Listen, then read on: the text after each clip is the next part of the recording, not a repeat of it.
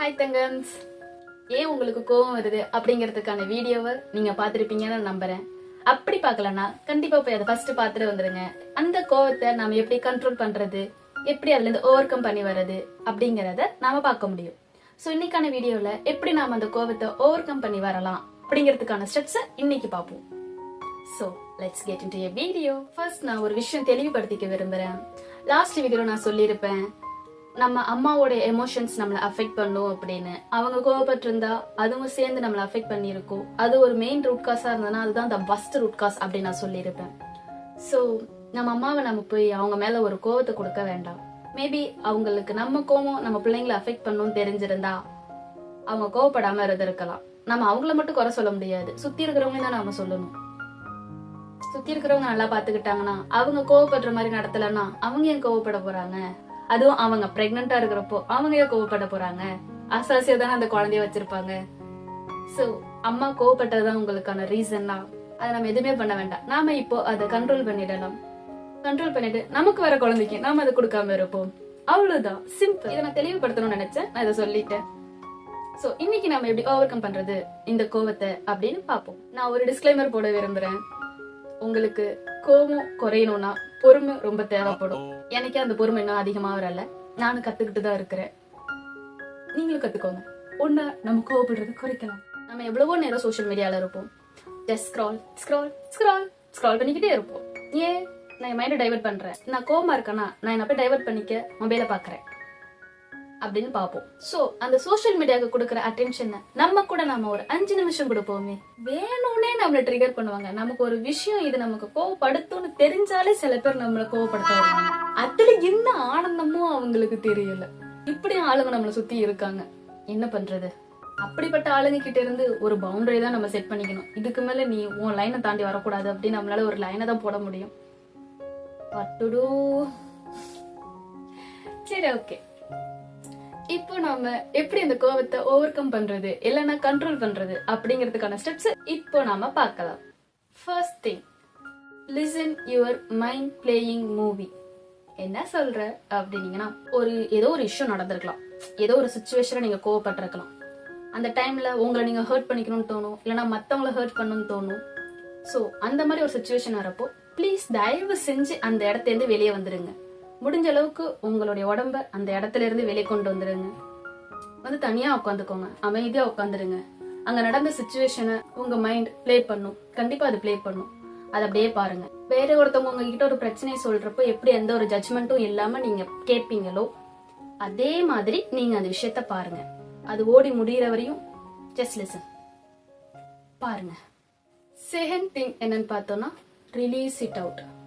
அந்த ஒரு எமோஷனை நம்ம இப்ப ரிலீஸ் பண்ண போறோம். அந்த ஒரு எமோஷனை ரிலீஸ் பண்றதுக்கு நிறைய ஸ்டெப்ஸ் இருக்குது. லைக் மெடிடேஷன், ஜர்னலிங், அழுது தீர்த்துடுறது, புலம்பி தீர்த்துடுறது, எது வேணா இருக்கட்டும். உங்களோட புலம்பல உண்மையா புரிஞ்சுக்க ஒரு ஆள் இருந்தா யுவர் சோ லக்கி, யூனோ. அப்படி இல்லைன்னா நம்ம தனியா தான் இருக்க முடியும். சோ அப்படி தனியா நம்ம சைட எக்ஸ்பிளைன் பண்ணி அதை புரிஞ்சுக்க ஆள் இல்லைன்னா நாம ஜர்னல் பண்ணலாம். ஜர்னல்னா என்ன, நிறைய பேத்துக்கு அப்படின்னா என்னன்னு தெரியாம இருக்கும். நான் அதை பத்தின வீடியோ, டீடைல்டா ஜர்னலிங் பத்தின வீடியோ நான் போடுறேன். இப்போ நான் சிம்பிளா சொல்லணும்னா ஒரு 4 விஷயம் சொல்றேன், எப்படி அதை ரிலீஸ் பண்ணலாம், அந்த ஒரு எமோஷன் எப்படி ரிலீஸ் பண்ணலாம் அப்படின்னு 4 விஷயம் நான் சொல்றேன். ஃபர்ஸ்ட் பார்த்தோம்னா மெடிடேஷன்.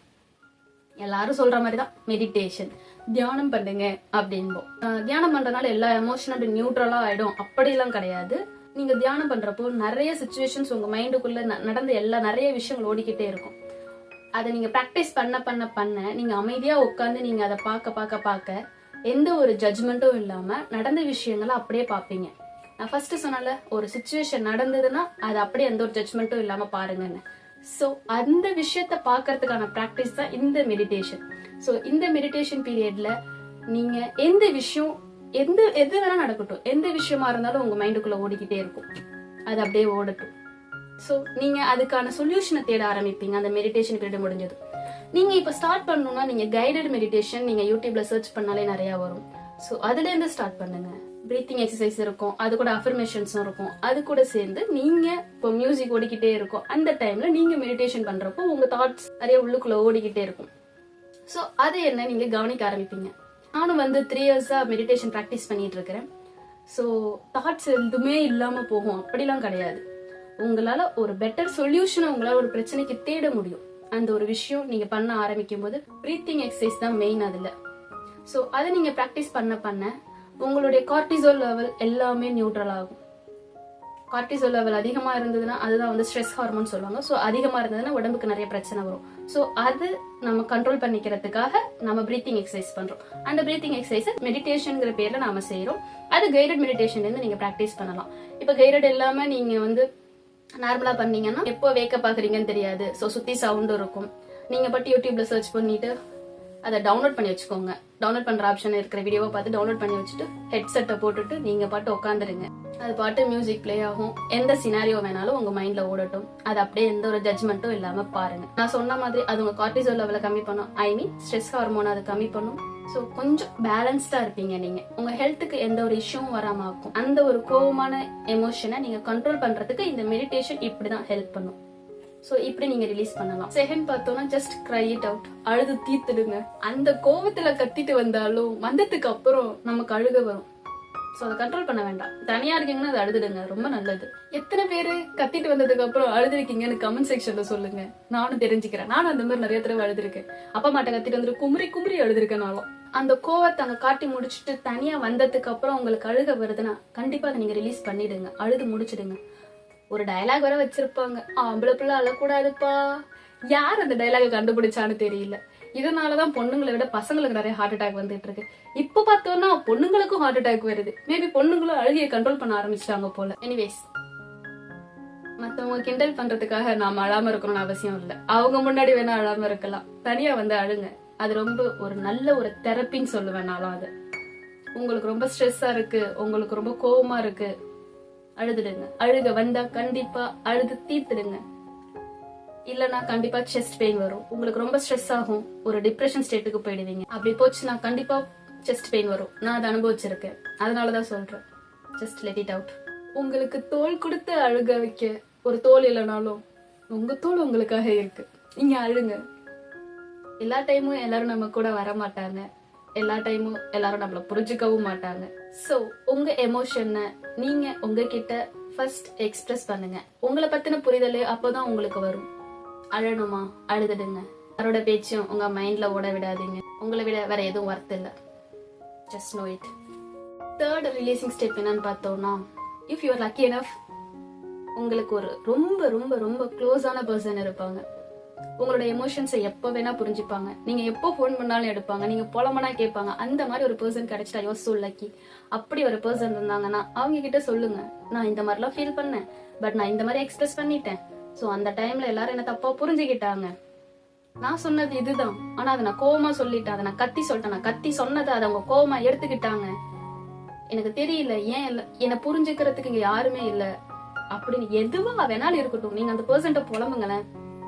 உண்மையா உங்க மேல பாசம் இருக்கிறவங்க ஐயோ புலம்புறானே அப்படின்னு யோசிக்க மாட்டாங்க. சரி நீ புலம்பி முடி, எதா இருந்தாலும் சொல்லு, நான் கூட இருக்கேன் அப்படின்னு கூட இருப்பாங்க. அப்படி ஒரு பர்சன் இருந்தா எந்த ஒரு தயக்கமும் இல்லாம கண்டிப்பா கால் பண்ணிடுங்க, பேசுங்க. அந்த புலம்பெல்லாம் முடிச்சதுக்கு அப்புறம் விவேக் சொல்ற மாதிரி, அப்பா இப்பதான் என் மனசுல உள்ள பாரமே குறைஞ்சதுப்பா. டைலாக் கரெக்டா சொல்றான்னு தெரியல, பட் இந்த டைலாக் தான். இப்படிதான் நம்ம மனசு இருக்கும். சோ அப்படி ஒரு நபர் இருந்தா அவங்கள மிஸ் பண்ணிடாதீங்க. அவங்க கிட்ட எல்லாத்தையும் சொல்லிடுங்க. Fourth and most effective thing என்னன்னு பாத்தீங்கன்னா, ஜர்னல் இட். Journal it. நிறைய பேருக்கு இப்பெல்லாம் எழுதுறதே பிடிக்க மாட்டேங்குதுல்ல. ஐ நோ, இங்க என்ன சுத்தி இங்க யாரும் எழுத மாட்டாங்க. ஏன் சரௌண்டிங்ஸ், ஏன் க்ளோஸ்டு சர்க்கிள்ஸை பத்தி தான் நான் சொல்றேன், வேற யாரையும் சொல்லல. ஏன் க்ளோஸ்டு சர்க்கிள்ஸ் யாரும் எழுதிட்டு இருக்க மாட்டாங்க. இந்த கோவத்தை நீங்க குறைக்கணும்னு நினைக்கிறீங்கன்னா கண்டிப்பா நீங்க ஜர்னல் பண்ணியே ஆகணும். உங்களுடைய கோவத்தை அந்த டைம்ல போய் தனியா உட்காந்துருங்க. நோட் எடுத்துக்கோங்க. நோட் இல்லையா, பேப்பர் கூட இல்லையா, உங்க மொபைல்ல நோட்ஸ் இருக்கும், இல்ல உங்க லேப்டாப்ல நோட் பேட் இருக்கும், இல்ல எம்எஸ் வேர்டு இருக்கும். சோ எதை வேணா எடுத்துக்கோங்க. Just type it. இல்லைன்னா ரெக்கார்டு, ரொம்ப நல்ல ஆப்ஷன். நீங்க ரெக்கார்ட் கூட பண்ணிக்கலாம். நான் இந்த மாதிரிலாம் நினைக்கிறேன், இந்த மாதிரிலாம் இது பண்றேன், நீ பேசி அதை நீங்க கொஞ்ச நேரம் கழிச்சு கேட்டாலே ஓகே இதான் நான் யோசிச்சிருக்கேன் போல, இப்படி நான் ஃபீல் பண்ணிருக்கேன் அப்படின்னு நீங்களே கொஞ்ச நேரத்துக்கு அப்புறம் அதை புரிஞ்சுப்பீங்க.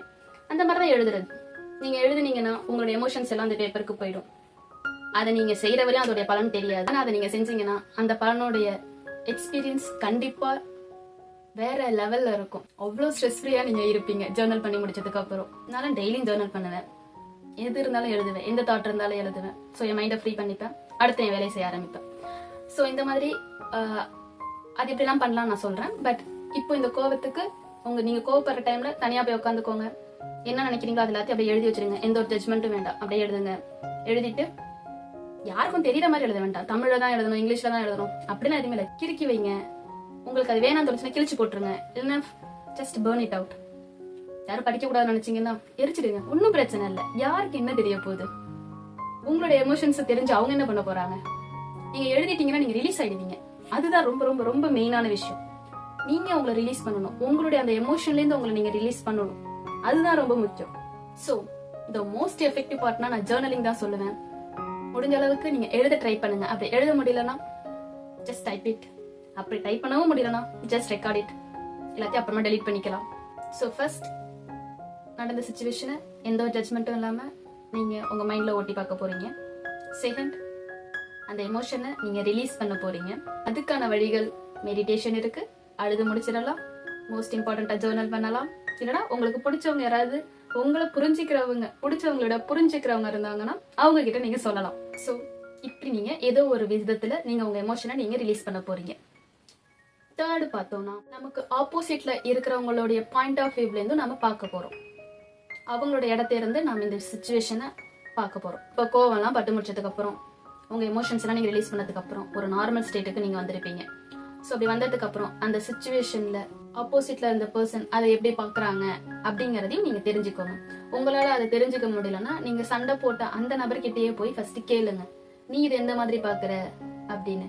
ரெண்டு பேரும் ஒரே மாதிரி தான் பாக்குறீங்கன்னா ஓகே, இது நடந்துருச்சு, இதை நம்ம பாத்துக்கலாம், இந்த விஷயத்த நம்ம சால்வ் பண்ணிக்கலாம் அப்படின்னு நீங்க ஒரு காம்ப்ரமைஸ்க்கு வரலாம். இல்ல ரெண்டு பேர்த்தோட பாயிண்ட் ஆஃப் வியூ டிஃப்ரெண்டா இருக்குன்னா நான் இந்த மாதிரி பார்த்தா எனக்கு இது ட்ரிகர் ஆச்சுன்னு நீங்களும் எக்ஸ்பிளைன் பண்ணலாம். அந்த பர்சனும் அவங்களோட பாயிண்ட் ஆஃப் வியூவை எக்ஸ்பிளைன் பண்ணுவாங்க. ஸோ அப்படி அவங்க எக்ஸ்பிளைன் பண்றதை நீங்களும் புரிஞ்சுக்க பார்க்கணும். ஜஸ்ட் ஸ்பீக், கம்யூனிகேட் பண்ணுங்க. பேசுனா இங்க சால்வ் ஆகாத பிரச்சனை எதுவுமே இல்லை. ஈகோவால நம்ம பேசாம போறதுதான் இங்க பல பிரச்சனைக்கு காரணமா இருக்கு. பேசுங்க, கண்டிப்பா எல்லாமே சரியாகும். உங்க மேல உண்மையா அன்பு வச்சிருக்காங்கன்னா நீங்க பேசுனா அவங்களும் பேசுவாங்க, கண்டிப்பா புரிஞ்சுப்பாங்க.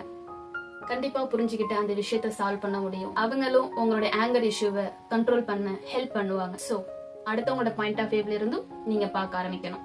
அந்த கோவம் எல்லாம் போனதுக்கு அப்புறம் நீங்க ஒரு நார்மல் ஸ்டேட்டுக்கு வந்ததுக்கு அப்புறம் கண்டிப்பா நீங்க அதை பார்க்கணும். இது ரொம்ப இம்பார்ட்டன்டான விஷயம். பாப்போமே, அவங்களுடைய பாயிண்ட் ஆஃப் வியூல இருந்து கொஞ்சம் பாப்போமே. இதை செய்யாததுனாலதான் நிறைய உறவுகள் பிரியுதுன்னு நான் நினைக்கிறேன். இட்ஸ் ஓகே, புரிஞ்சுக்கிறவங்க புரிஞ்சுப்பாங்க உங்க கோவத்தை. இதுல நாலாவது விஷயம் என்னன்னா, உங்ககிட்ட நீங்க தனியா இருக்கிறப்போ பாசிட்டிவ் வேர்ட்ஸா நீங்க சொல்லுங்க. உங்களை பத்தின நல்ல விஷயங்களா உங்க மைண்டுக்குள்ள ஓட விட்டுக்கிட்டே இருங்க. உங்ககிட்ட நீங்க என்ன பேசுறீங்களோ அதுதான் ரொம்ப ரொம்ப முக்கியம். நான் கோவக்காரி தானு மத்தவங்க கொடுத்த டேக எடுத்துக்கலனாலும் என் நேச்சரே இல்லாத ஒண்ணு நான் சொல்லி சொல்லி எனக்குள்ள நான் கோவக்காரி தான் நான் அதை நம்ப ஆரம்பிச்சேன். அதுக்கேத்த மாதிரிதான் நான் பிஹேவ் பண்ண ஸ்டார்ட் பண்ணேன். இல்ல இது நான் இல்ல அப்படின்னு ஹீலிங் ஜேர்னில எனக்கு தெரிய வந்தப்போ என்ன பத்தின நல்ல விஷயங்கள்லாம் எனக்குள்ள நான் சொல்லிக்க ஆரம்பிச்சேன்.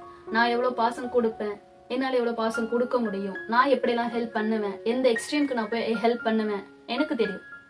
என் ஹெல்ப் வாங்கினவங்களுக்கு தெரியும். அவங்க அதை மறந்தாலும் மறக்கலாம், பட் அவங்க மனசாச்சுக்கும் அது தெரியும். நான் கொடுத்தேன்னா என் பாசத்தை எந்த அளவுக்கு கொடுப்பேன்னு, என் பாசத்தை மிஸ் பண்ண எல்லாருக்குமே தெரியும். சோ அப்படி ஒரு நேச்சர்ல இருக்கிற என்ன மத்தவங்க சொல்லி அந்த வார்த்தைய மைண்டுக்குள்ள நான் ஓட விட்டு என் கோவத்தை ஒரு ரீசனா வச்சு என்ன நிறைய பேர் பிரிஞ்சு போயிருக்காங்க. என் பாசத்தை புரிஞ்சுக்காம தான் போனாங்க.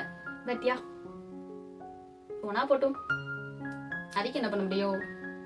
எனக்கு நான் இருக்கிறேன். என்னுடைய நல்ல விஷயங்கள் எல்லாத்தையும் நான் எனக்குள்ள சொல்ல ஆரம்பிச்சேன். சோ அந்த மாதிரி நீங்க உங்களுடைய நல்ல குணாதிசயங்கள் எல்லாத்தையும் நீங்க உங்களுக்குள்ள சொல்ல ஆரம்பிங்க.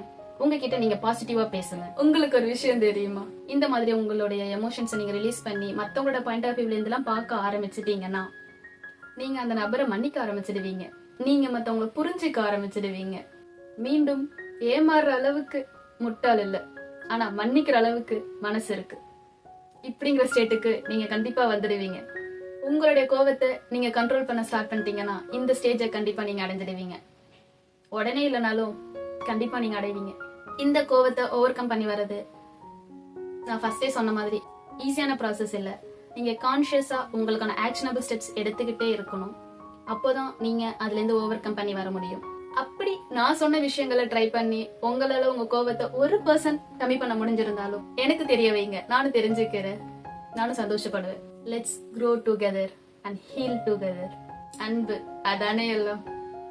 இன்னும் ஒரு பார்ட் இந்த கோவம் ரிலேட்டடா நான் போட விரும்புறேன். சோ சப்ஸ்கிரைப் பண்ணி பக்கத்துல இருக்க பெல் ஐக்கான் கொடுத்து வச்சுக்கோங்க. அப்போதான் நான் போடுற வீடியோ உங்களுக்கு நோட்டிபிகேஷனா வரும். நீங்க அந்த வீடியோவையும் பார்க்க முடியும். இந்த வீடியோ உங்களுக்கு பிடிச்சிருந்ததுன்னா லைக் கமெண்ட் பண்ணுங்க, ஷேர் பண்ணி உங்களுக்கு தெரிஞ்ச கோவக்காரவங்க அவங்களுடைய கோவத்தை கண்ட்ரோல் பண்ண நினைக்கிறாங்கன்னா இத பாரு தெரிஞ்சுக்கோ அப்படின்னு சொல்லுங்க. நானும் ஓப்பனாவே சொல்றேன், நானும் என்ன கோவத்துல இருந்து முழுசா ரிலீஸ் ஆகல. ஏன்னா என்ன சுத்தின ட்ரிகர் பாயிண்ட்ஸ் நிறைய இருந்துகிட்டே இருக்குது. நான் அதை ஓவர் கம் பண்ணி வந்துகிட்டே தான் இருக்கிறேன். What to do? It's okay. நீங்க இருக்கீங்கல்ல, சேர்ந்து நம்ம எல்லாத்தையும் ஓவர் கம் பண்ணி வருவோம். அடுத்த வீடியோல உங்களை நான் மீட் பண்றேன். அது வேற ஷைன் லைக் ஸ்டார். பாய்.